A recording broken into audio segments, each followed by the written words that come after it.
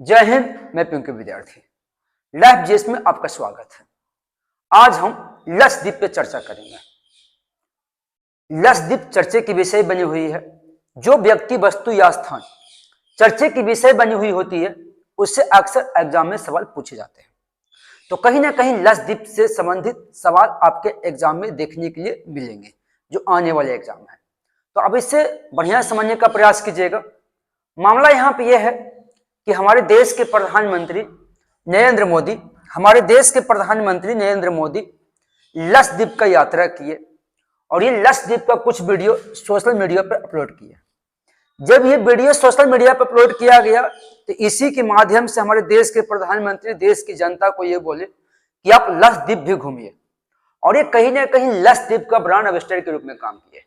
लोगों को बोले कि आप लक्षद्वीप घूमिए, और जब ये लक्षद्वीप घुमाने की बात की, बल्कि किसी का नाम नहीं लिए, जब ये लक्षद्वीप घूमने की बात कहें तो ये मालदीव का बुरा लग गया, क्योंकि लक्षद्वीप और मालदीव दोनों एक ही इलाका में पड़ता है साहब।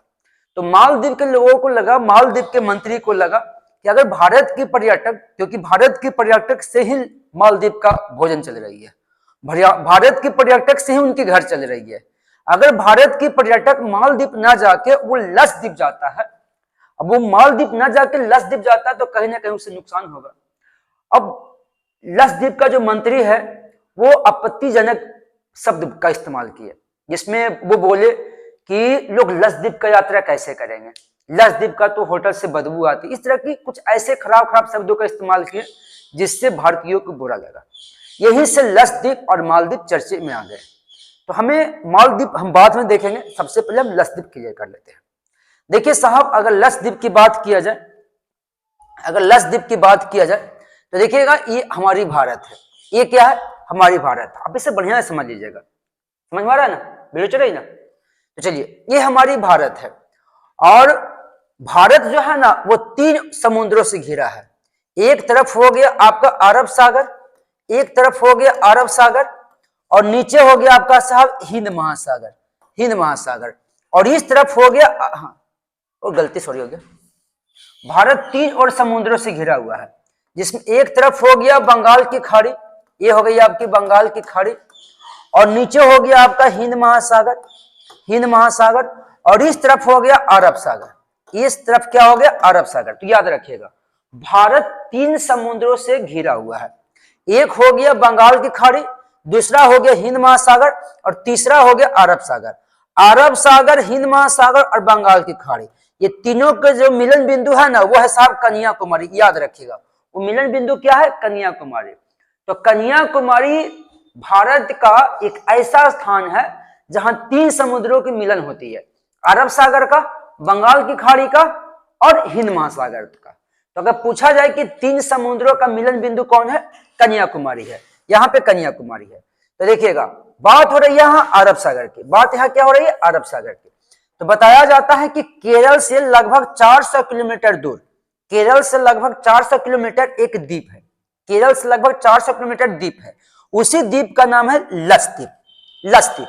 तो केरल से लगभग 400 किलोमीटर एक द्वीप है जिसका नाम है लक्षद्वीप। लक्षद्वीप भारत का एक केंद्र शासित प्रदेश है। बताया जाता है कि भारत का सबसे छोटा केंद्र शासित प्रदेश है, जनसंख्या की भी दृष्टि से और क्षेत्रफल की भी दृष्टि से, जनसंख्या की भी दृष्टि से और क्षेत्रफल की भी दृष्टि से, दोनों की दृष्टि से ये भारत का सबसे छोटा केंद्र शासित प्रदेश है।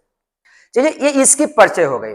अब हम इसके इतिहास को समझने का प्रयास करेंगे, अब हम इसके इतिहास को देखने का प्रयास करेंगे। तो देखिए, अगर हम लक्षद्वीप के इतिहास की बात करते हैं तो बताया जाता है कि 3500 वर्ष पहले ही, यानी लक्षद्वीप पर मानव सभ्यता का प्रमाण आज से 3500 वर्ष पहले की है साहब।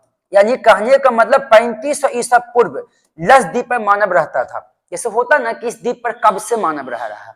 तो अगर कोई पूछे कि लक्षद्वीप पर मानव, हम इसके इतिहास को समझ रहे हैं, अगर हमसे कोई पूछे कि लक्षद्वीप पर मानव कब से रह रहा है, तो आज से 3500 ईसा पूर्व पहले भी लक्षद्वीप पर मानव रहता था। यानी 3500 ईसा पूर्व पहले लक्षद्वीप पर मानव रहता था। जब हम बौद्ध धर्म का स्टडी करते हैं, जब हम बौद्ध धर्म पढ़ना शुरू करते हैं, तो पता चलता है कि हाँ, जब हम बौद्ध धर्म पढ़ना शुरू करते हैं तो बौद्ध धर्म की एक ग्रंथ है जातक, और जातक ग्रंथ में भी इस द्वीप का चर्चा है। जातक ग्रंथ में भी इस द्वीप का चर्चा है, इस द्वीप का चर्चा है। यानी लक्षद्वीप में बौद्ध धर्म का भी प्रचार प्रसार हुआ है। बौद्ध धर्म वाले भी लक्षद्वीप गए हैं, इसकी चर्चा की गई है जातक ग्रंथ में, जो कि जातक ग्रंथ का संबंध किससे? बौद्ध धर्म से। अब आगे ये हुआ कि हमारा देश अंग्रेज का गुलाम हो गया। जब हमारा देश अंग्रेज का गुलाम हुआ तो अंग्रेज लक्षद्वीप पर अंग्रेज का कब्जा हुआ 1854 ईस्वी में। 1854 ईस्वी में जैसे हुआ ना कि भारत अंग्रेज आया, सॉरी हाँ, भारत अंग्रेज आया। हाँ, जब भारत में अंग्रेज आया तो वो भारत के राज्यों को धीरे धीरे अपने कब्जे में करना शुरू किया। तो सवाल है कि लक्षद्वीप तक अंग्रेज कब पहुंचा, लक्षद्वीप को अपने कब्जे में कब किया?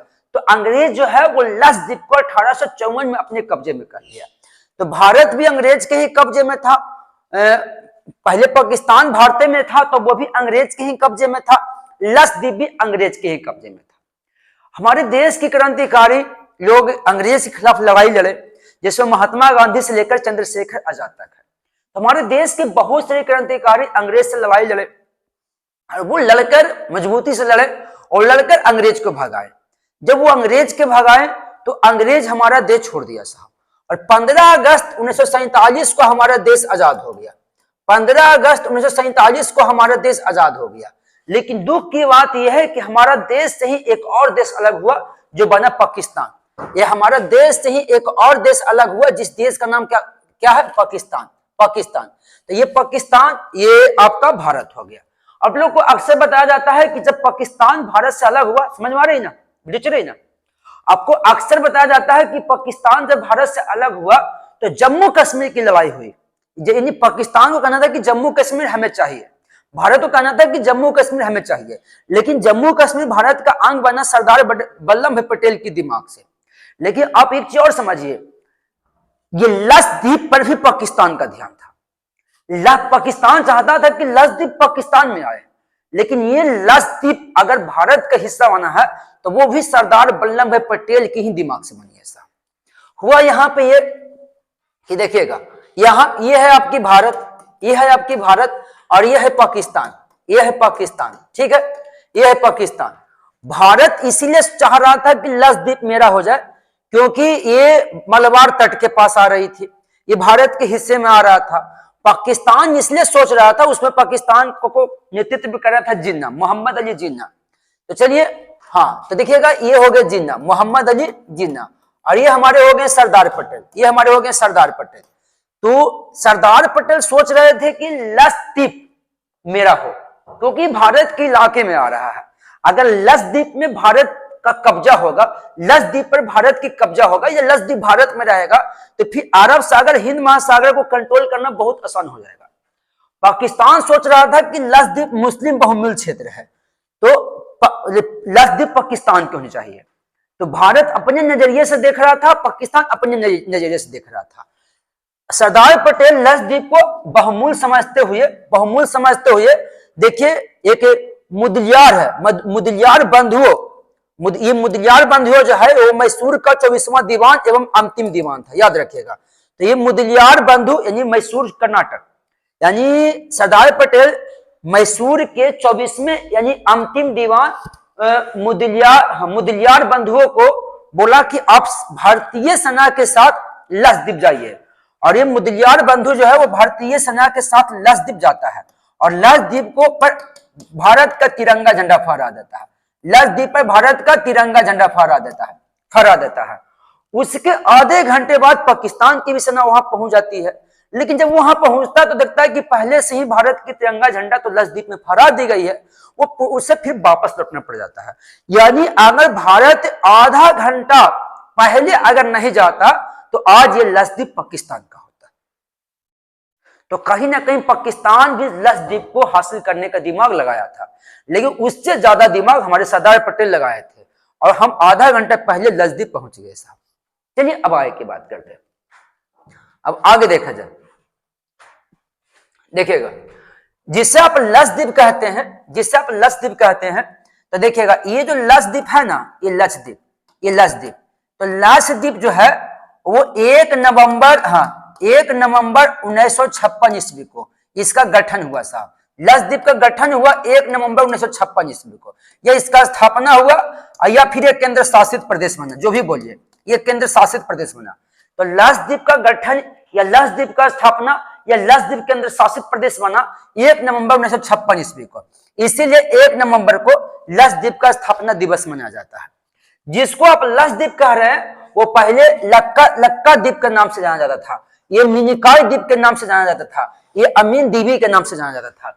इसको लक्षद्वीप नाम रखा गया 1973 में। इस लक्षद्वीप कब नाम रखा गया? तो 1973 में। यानी लक्षद्वीप का पहले नाम था लक्का द्वीप, मिनिकॉय द्वीप, अमीन द्वीप, और 1973 में इसका नाम रख दिया गया लक्षद्वीप, जैसा अभी अब बोलते हैं। चलिए अब बात करते हैं। लक्षद्वीप जो है ना वो एक प्रवाल भित्तीय द्वीप है।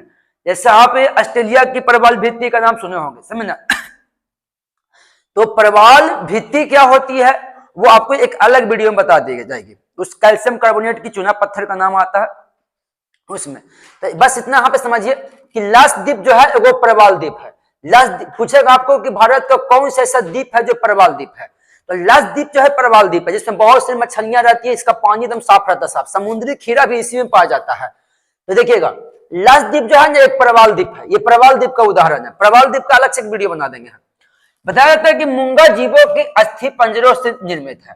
तो पूछेगा आपसे कि लक्षद्वीप कैसा द्वीप है, तो प्रवाल द्वीप है। प्रवाल द्वीप देखिए ऐसा होता है साहब, ये मूंगा जीवों के अस्थि पंजरों से निर्मित है। आगे देखिएगा लक्षद्वीप की अगर बात किया जाए तो लक्षद्वीप का क्षेत्रफल, तो लक्षद्वीप की अगर क्षेत्रफल देखी जाए ना तो लक्षद्वीप का क्षेत्रफल है 32 वर्ग किलोमीटर। लक्षद्वीप के क्षेत्रफल है 32 वर्ग किलोमीटर। ये अरब सागर में स्थित है। मानव के रहने के लिए 10 द्वीप है। अगर लक्षद्वीप आपको अरब सागर में, ये क्लियर है, लक्षद्वीप आपका अरब सागर में है। लक्षद्वीप में टोटल द्वीपों की संख्या 36 है। टोटल द्वीपों की संख्या कितनी है? 36 है। लेकिन बताया जा रहा है कि अभी 35 वो है, क्योंकि एक द्वीप जो है ना वो समुद्र में डूब चुकी है। तो वहां द्वीपों की संख्या 36 है, लेकिन वर्तमान में आपको 35 मिलेगा, क्योंकि एक द्वीप डूब चुकी है। लेकिन 36 द्वीप में, जो भी इतना द्वीप में 10 से द्वीप पर इंसान रहता है। चलिए अब देखिएगा, ये तो हो गया कुल द्वीप 36। अब देखिएगा इसका सबसे बड़ा द्वीप जो है ना वो एंटोट है, जिसका क्षेत्रफल है 4.90 वर्ग किलोमीटर। और सबसे छोटा द्वीप जो है ना वो विक्टोरिया है, इसका क्षेत्रफल है 0.15 वर्ग किलोमीटर। तो आगे देखिएगा अब कवारत्ती की बात करते हैं। देखिए ये है कवारत्ती। तो लक्षद्वीप की जो राजधानी जो है ना, लक्षद्वीप ये आपका कवारत्ती है। तो हाँ कवारत्ती है, ये कवारत्ती हो गया।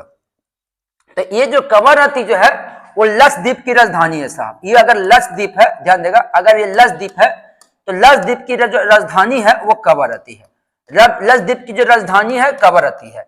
लक्षद्वीप का अगर लक्षद्वीप में सबसे अधिक अगर विकास हुआ है तो कवारत्ती में ही विकास हुई है, याद रखिएगा। तो लक्षद्वीप की राजधानी कवारत्ती है। लक्षद्वीप का सबसे विकसित क्षेत्र कवारत्ती है। और उजरा मस्जिद जो है ना वो भी कवारत्ती में है। अगर आपसे पूछा जाए कि, क्योंकि हम मुस्लिम सबसे अधिक है, तो पूछा जाए कि उजरा मस्जिद जो है वो कहाँ है, तो कवारत्ती में है। आगे देखिए लक्षद्वीप का जो धर्म जो है वो इस्लाम है। यहाँ मुस्लिम लोग ज्यादा रहते हैं। यहाँ मुस्लिम जो है साहब 96% है। इसकी शिक्षा व्यवस्था बहुत अच्छी है, शिक्षा दर भी अच्छा खासा है। तो लक्षद्वीप की धर्म पूछे तो इस्लाम हो जाएगी। लक्षद्वीप की धर्म पूछे तो इस्लाम हो जाएगी। यहाँ मुस्लिम आबादी 96% है। कुल मस्जिद की संख्या पूछे तो 52 है। लक्षद्वीप की कुल जनसंख्या 64,773 है, जिसमें पुरुष की आबादी 33,123 है, महिला की आबादी 33,350 है। बाकी जो घटेगा उसमें और भी अलग जेंडर आता है। तो अगर पूछा जाए कि लक्षद्वीप में कौन सी धर्म है, तो इस्लाम। लक्षद्वीप में मुस्लिम आबादी 96%, कुल मस्जिद 52, जनसंख्या 64,773। उसके बाद पुरुषों की आबादी 33,123, महिला की आबादी 31,350। लक्षद्वीप में इस्लाम धर्म को लाने का श्रेय अरब सूफी अब्दुल्ला को दिया जाता है। बताया जाता है कि लक्षद्वीप में पहले तो हिंदू भी रहता था, लेकिन लक्षद्वीप में अगर मुस्लिम इस्लाम धर्म लेकर आया तो कौन लेकर आया? अब्दुल्ला ने लेकर आया, सूफी, अरब सूफी था। लक्षद्वीप में लोकसभा सीट जो है ना आपका ये कहीं को यहाँ पे है। लक्षद्वीप में ये कहीं को लोकसभा सीट है। इसका जो उच्च न्यायालय है वो है केरल उच्च न्यायालय है साहब। हाँ, इसका जो उच्च न्यायालय है वो केरल है। लक्षद्वीप का सबसे नजदीकी देश जो है ना वो मालदीव है। लक्षद्वीप के सबसे नजदीकी मालदीव है और मालदीव लक्षद्वीप को लेकर भी विवाद चल रहा है, क्योंकि अगर पर्यटक लक्षद्वीप जाएगा साहब तो मालदीव ज्यादा दूर नहीं है। तो ऐसी परिस्थिति में अगर पर्यटक लक्षद्वीप जाएगा तो फिर मालदीव को बड़ा नुकसान होने वाला है, इसलिए मालदीव इसका विरोध किया। चलिए अब देखिएगा, अब बात करते हैं मिनिकॉय का। ये तो कवारती पढ़े लिए हम लोग। अब देखिएगा बात करते हैं मिनिकॉय का। तो देखिए मिनिकॉय द्वीप है, यहाँ पे मिनिकॉय द्वीप है, समझना। देखिए यहाँ पे मिनिकॉय द्वीप है, मिनिकॉय द्वीप है। तो बताया जाता है कि जो लाइट हाउस जो है ना उसको लक्षद्वीप का एक दक्षिणी द्वीप के रूप में दे सकते हैं, एकदम दक्षिण में है ना। तो देखिएगा ये जो लाइट हाउस है, तब से पूछेगा कि लक्षद्वीप के किस द्वीप पर लाइट हाउस है, तो वो मिनिकॉय द्वीप पर है साहब। लक्षद्वीप में एक, तो मिनिकॉय द्वीप में लाइट हाउस होता है। कहीं पूछा जाए कि लाइट हाउस कहाँ है, लक्षद्वीप के किस द्वीप पर लाइट हाउस है, तो वो मिनिकॉय द्वीप है।